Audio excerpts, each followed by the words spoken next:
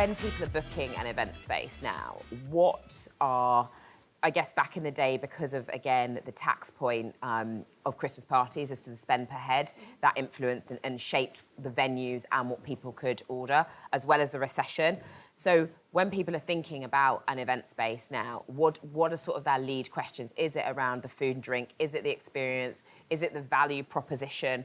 What are their main questions of concern that sort of influence which direction they go with? My favourite question. Whenever people come to me and they say, right, the newest thing is I want a really new and exciting and quirky venue, and I'm like, right, okay.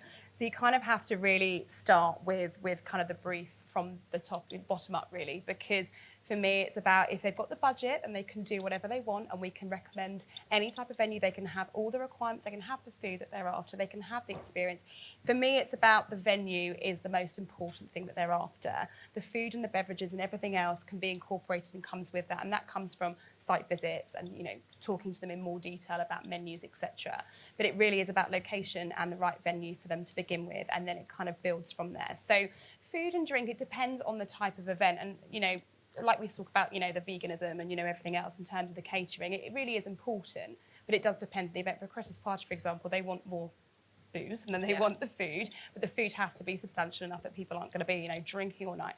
It's really the venue space, and, you know, if they've got the budget to really incorporate everything they want to do, and that's where I think kind of event agencies and venue finding agents come in. It's to really educate and tell them and talk them through their briefs in a lot more detail and say, right, you've got this budget, this is what we can do, these are the venues that will work, but if you want to maybe extend that slightly, this is what you can get and this is where we can go. And it's about having that conversation, but venue predominantly and location is leading on from that. That's really interesting to hear from an agency perspective, because one of the challenges that we find our clients have the most is that whole sales to operations process. And it's one of our unique selling points at Maxwell's, is that whoever takes your inquiry at the sales process, sees you through tasting, contract invoicing, and operationally delivers your event on the night as well. And that's why we would recommend you guys. Do you know what I mean? Honestly, this because wasn't set up. And it really wasn't. We promise. But it is so important because, you know, it's that on camera. But that is honestly what you're saying is really key as well, because you get a feel as an agency for venues that will look after your client, and it's your reputation. You know, you can introduce them, they go for site visits, and that is your role. But if then on the night they're not looked after fully, then that kind of is on you a little bit. Not that, you know, and that is why having relationships for me with venues like yourself, and obviously I've known you for a long time, but it definitely wasn't set up, I promise. You know, it's really important to know they're going to be looked after. So that is really key as well. Yeah, and it's interesting to see how many venues don't have any form of that. You know, some venues are there at the beginning and do a handover so everyone's happy and then leave.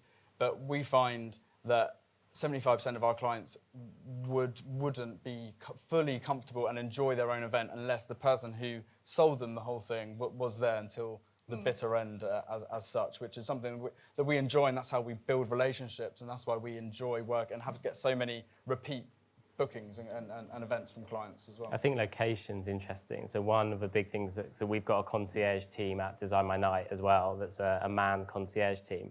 One of the biggest things is convincing a client to move location. So we do a lot of birthdays, anniversaries, and you know, they all come in and say, okay, I've got this budget and I want to have a private venue and it has to be in Soho. You know, and they've got $2,000. And so you have to be like, okay, well, look, to hire that venue costs $50,000. A little bit out. And they want to sell. And then it's about educating them. So then you're like, but you hop on the Central line and it's 3 stops into the city, and we can get you a fully private venue in the city that would be closed on the weekend. Definitely.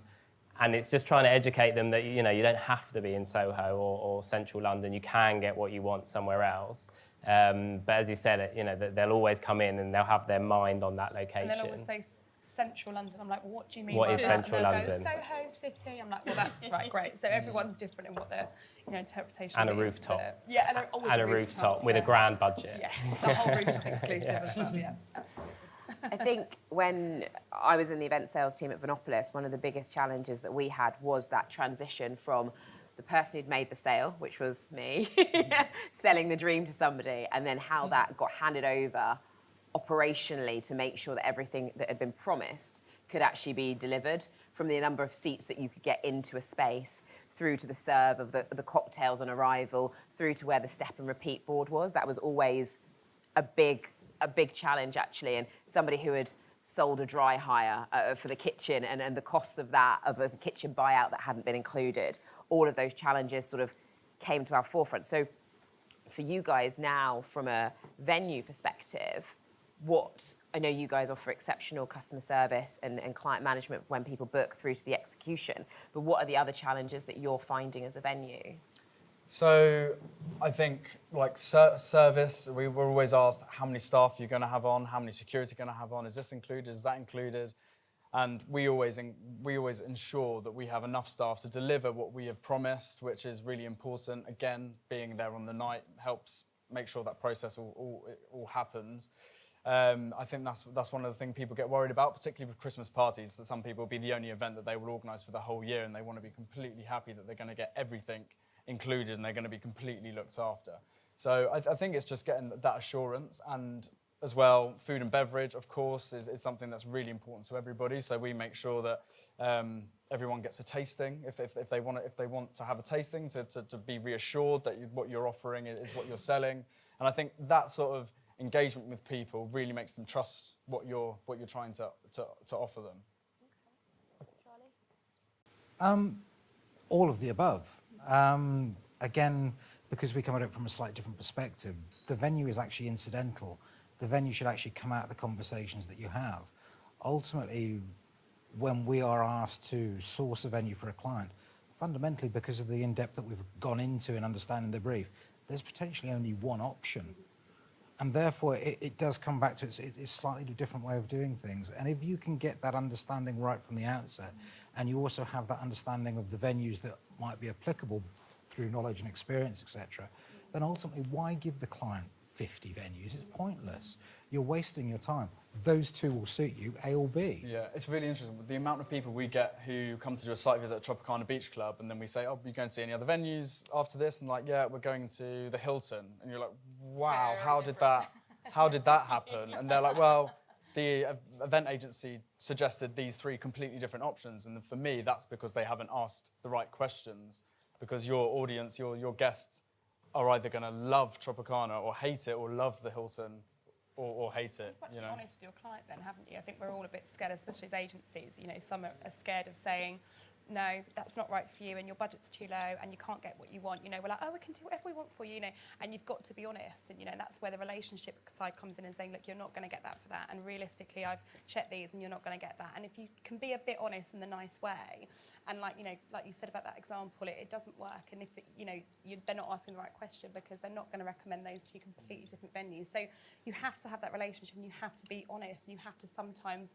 tell them, and you've got to educate them, and it's your job to say, I know this venue, I know what you're after, but you're not going to get that, and that, and that's, I think, important as well. So it's about being as honest as you can, definitely. How difficult is that when, say I reverse the situation, because we talked about small budgets, how difficult is it if someone comes in with a whacking great budget and you're looking there going, this isn't probably the right fit, but for this money we might be able to stretch ourselves and make this work, and then suddenly you then find yourself sort of taking a bigger budget, but then potentially taking on everything that then comes with it to turn something into something it may not be? Can I very quickly, again, because of the way that we'll work, if budgets are substantial, and so for instance, if we're doing an international conference, and we do this with multiple clients, we all know that a venue sourcing agency will work on the premise that you're 8, 10, 12%, whatever it might be.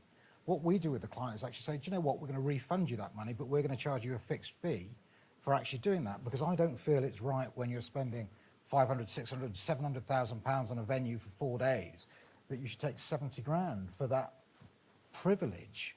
Okay, at the end of the day, you've got to provide value for money with regards to what you're doing.